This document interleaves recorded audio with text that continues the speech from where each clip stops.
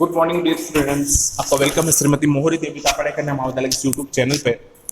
और हम continue discuss कर रहे थे रिप्रोडक्शन इन ब्रायोफाइट्स में।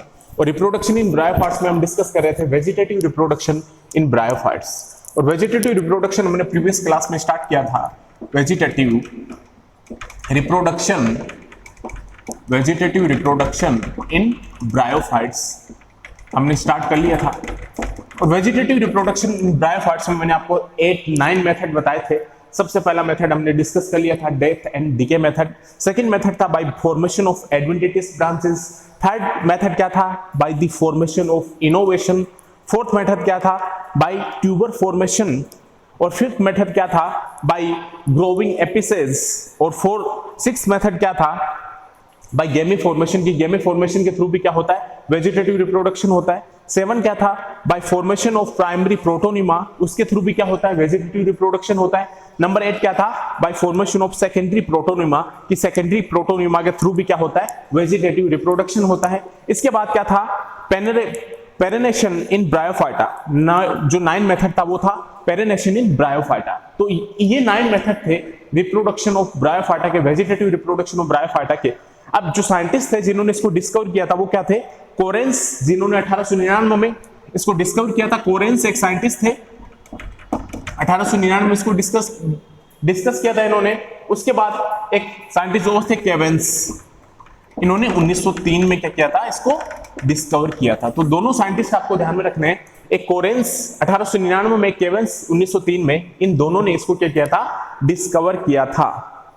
किसको? वेजिटेटिव रिप्रोडक्शन ऑफ ब्रायोफाइटा को। तो सबसे पहला मेथड हमने देख लिया था डेथ एंड डिके मेथड। इसमें हमने क्या देखा था कि रिक्सिया का एग्जांपल हमने लिया था। इसमें हमने क्या देखा था कि जो एपिकल रीजन है उसकी तो क्या होती रहती है? कंटिन्यू ग्रोथ होती रहती है। और जो ओल्डर रीजन है, जो पोस्टीरियर पार्ट है, वो क्या होता रहता है? उसकी डेथ होती रहती है। और क्या होगा फिर कि जब उसकी डेथ होगी तो नीचे वाला जो ऊपर वाला एपिकल पोर्शन है वो क्या करेगा? वहां पे नए थैलस का क्या कर लेगा? सेपरेट होके नए थैलस का क्या कर लेगा? फॉर्मेशन कर लेगा। तो जो पोस्टीरियर पार्ट होता है उसका, वो तो क्या हो जाता है? उसकी डेथ हो जाती है। लेकिन जो इरेक्ट ब्रांचेस है, जो एपिकल रीजन है, वो कंटिन्यू ग्रो करेगा और वो वहां से क्या होगा? सेपरेट होगा और वो क्या करेगा? नए थैलस का क्या करेगा? फॉर्मेशन कर लेगा। तो रिक्सिया है, मार्केंसिया है, एंथोसिरस है, इनका हमने इसमें क्या देखा था? एग्जाम्पल देखा था। अब सेकंड मेथड की आज हम बात करेंगे। तो सेकंड मेथड क्या है? बाय फॉर्मेशन ऑफ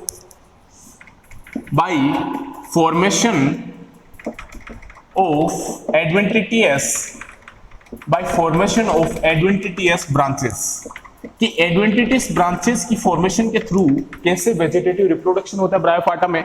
तो सेकंड मेथड है bye formation of adventitious branches. इसमें हम देखेंगे कि कैसे फॉर्मेशन होती है एडवेंटिशियस ब्रांचेस की और उसके थ्रू नए ब्रायोफाइटा का क्या होता है? नए ब्रायोफाइटा का कैसे फॉर्मेशन होता है। तो सबसे पहले मान लो इसका कोई थैलस है, तो इस थैलस पे क्या होगा? ब्रायोफाइटा का थैलस है, तो थैलस का जो वेंट्रल सरफेस है, थैलस का जो वेंट्रल सरफेस है, इस वेंट्रल सरफेस पे एडवेंटिशियस क्या निकलेगी? ब्रांचेस निकलेगी। एडवेंटिशियस ब्रांचेस निकलेगी। ये ध्यान में रखना है भाई। कोई थैलस है ब्रायोफाइटा का, उस थैलस के वेंट्रल सरफेस पे क्या होगी? एडवेंटिशियस यहां पे क्या निकलेगी? ब्रांचेस निकलेगी। अब एडवेंटिशियस ब्रांचेस निकलेगी तो वो ब्रांच कुछ टाइम बाद क्या हो जाएगी? भाई ये थैलस है ब्रायोफाइटा का, इस थैलस के वेंट्रल सरफेस पे एडवेंटिशियस ब्रांचेस निकली है। अब ये जो ब्रांचेस है ये आफ्टर सम टाइम, कुछ टाइम बाद क्या हो जाएगी? सेपरेट हो जाएगी। इस वेंट्रल सरफेस से क्या हो जाएगी? सेपरेट हो जाएगी। और एक टाइम के बाद में क्या करेगा? वो नए थैलस का फॉर्मेशन करेगा, नए ब्रायोफाइटा का क्या कर देगा? फॉर्मेशन कर देगा। तो ये आपको ध्यान में रखना है। आफ्टर दैट विल बी इसके बाद क्या होगा? After that will be form new thallus. Means separate होने के बाद क्या करेगा? ये नए थैलस का क्या करेगा? फॉर्मेशन करेगा। एग्जांपल की अगर मैं बात करूं तो यहां पे एग्जांपल क्या होगा? रिक्सिया है और क्या होगा? पेलिया है, टोर्गेनिया है। ये इसके एग्जांपल है, ये आपको ध्यान में रखने। तो क्या होगा? सेकंड मेथड जो है bye formation of adventitious branches, इसके थ्रू वेजिटेटिव रिप्रोडक्शन कैसे होगा ब्रायोफाइट में? तो माना कोई थैलस है ब्रायोफाइटा का, उसका जो वेंट्रल सरफेस होगा थैलस का, ब्रायोफाइटा का थैलस का जो वेंट्रल सरफेस है वहां पे एडवेंटिटियस ब्रांचेस निकलेगी, और वो जो एडवेंटिटियस ब्रांचेस है, देखो वो जो एडवेंटिटियस ब्रांचेस है जो वेंट्रल सरफेस से निकल रही है, वो एडवेंटिटियस ब्रांचेस कुछ टाइम के बाद में क्या होगी, सेपरेट हो जाएगी, थैलस से सेपरेट हो जाएगी, और वो थैलस से सेपरेट होने के बाद क्या करेगा, नए थैलस का फॉर्मेशन करेगा एक टाइम के बाद। तो जब वो नए थैलस का फॉर्मेशन करेगा तो नए ब्रायोफाइटा का क्या करेगा, प्रोडक्शन करेगा।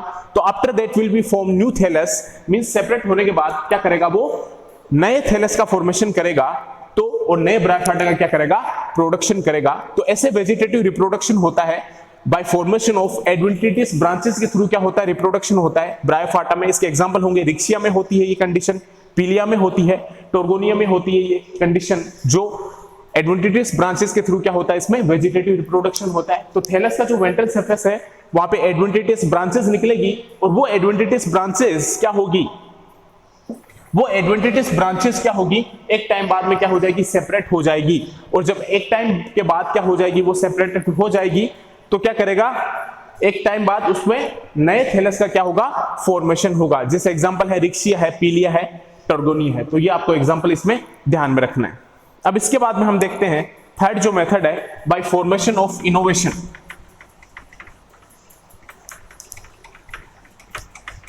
बाय फॉर्मेशन ऑफ इनोवेशन, कि इसके थ्रू कैसे वेजिटेटिव रिप्रोडक्शन होता है, बाय फॉर्मेशन ऑफ इनोवेशन। इसके थ्रू कैसे वेजिटेटिव रिप्रोडक्शन होता है ब्रायोफाइटा में, बाय फॉर्मेशन ऑफ इनोवेशन। तो इसमें हम देखते हैं कि कुछ ब्रायोफाइट्स, सम ब्रायोफाइट्स